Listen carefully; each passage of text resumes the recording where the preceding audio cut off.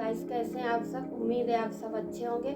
आज मुझे जाना है एक प्यारी सी बेटी की शादी में और उसने मुझसे खास रिक्वेस्ट की है कि आंटी आपको बिल्कुल उदास नहीं होना है, बहुत सज के आना है, जिस तरीके से आप सज के आती थी और बिल्कुल उसी तरह आपको मेरी शादी में आना है। तो मैं तैयार होनी पड़े बेटी की खुशी के लिए, क्योंकि बेटियों की खुशी के लिए तो हमें सब कुछ करना है। तो हम इसलिए तैयार हुए, तो मैंने सोचा आपके लिए एक वीडियो भी बना देते हैं। तो आज का जो टॉपिक है उसको ऐसा है कि 5 जगह पर आपको चुप रहना है। 5 ऐसी जगह के बारे में बताने जा रहे हैं जहाँ आप बिल्कुल शांत रहिए, बोलिए नहीं और बने रहिएगा अंत तक हमारे साथ। पहला टॉपिक है क्रोध। आपको क्रोध पे अपने काबू करना है। अगर आपके पेरेंट्स क्रोध कर रहे हैं, आपको किसी बात पर डांटते हैं, तो आप उनकी डांट का सम्मान करिए, उनको जवाब मत दीजिए, क्योंकि वो पेरेंट्स है, उन्होंने डांटा है तो जरूर कोई ना कोई गलती होगी। कुछ बच्चे बहुत ही गलत निर्णय ले लेते, सुसाइड वगैरह, डांट नहीं बर्दाश्त कर पाते। मैंने सुसाइड पर भी एक वीडियो बनाई है, आपने देखी होगी।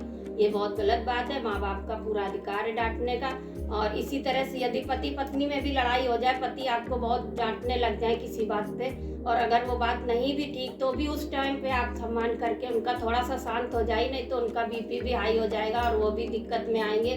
तो अगर आप थोड़ा शांत होके इधर उधर हो लीजिए, बिल्कुल भी जवाब ना दीजिए, तो लड़ाई नहीं बढ़ेगी, लड़ाई भी बच जाएगी। और बाद में जब उनका मन शांत हो तो आप अपने मन की बात उनसे फिर से बोल सकती हैं। तो पहला टॉपिक बोल दिया, आगे बताते हैं। आप मैं जा रही हूँ, जैसे आप किसी के शौक में गए हैं, किसी के यहाँ कोई ऐसी घटना हो गई है, कोई एक्सपायर हो गया, आप वहाँ पर गए हैं, तो बिल्कुल आप वहाँ चुप रहिए, ज़्यादा बोलिए नहीं, बात नहीं करिए। और मैंने बड़े करीब से देखा है कुछ लोगों को कि वो बहुत मेकअप करके और बहुत ही नए नए कपड़े पहन के ऐसे समय पे चले जाते हैं, लेकिन ये शोभा नहीं देता है। कोई इतने कष्ट में है और आप अगर मेकअप करके और नए कपड़े पहन के जाएंगे तो जिसके ऊपर कष्ट है उसको भी बड़ा कष्ट होगा।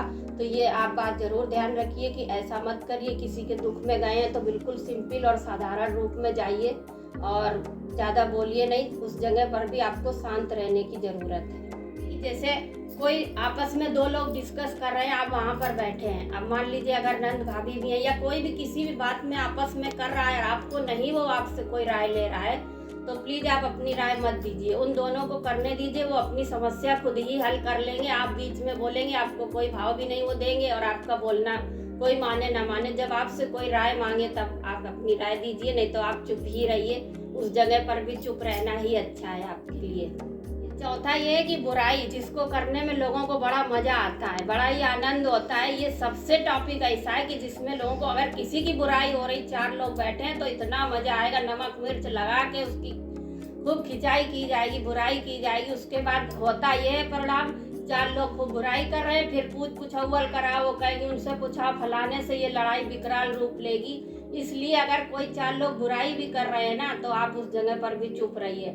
आपसे जब कोई कुछ बोले तो आप इतना ही बोल दीजिए कि देश जैसी जिसका विचार है, बुद्धि है, वो वैसा ही करता है, इसमें हम क्या कह सकते हैं। इस जगह पे आप बच जाएंगे। और ये समझदारी भी है कि किसी की बुराई में बोलना भी पाप है, सुनना भी है, लेकिन अब मजबूरी है कि हम लोग जब 4 लोग इकट्ठा होते हैं तो बुराई कहीं न कहीं किसी न किसी की मिल ही जाती है।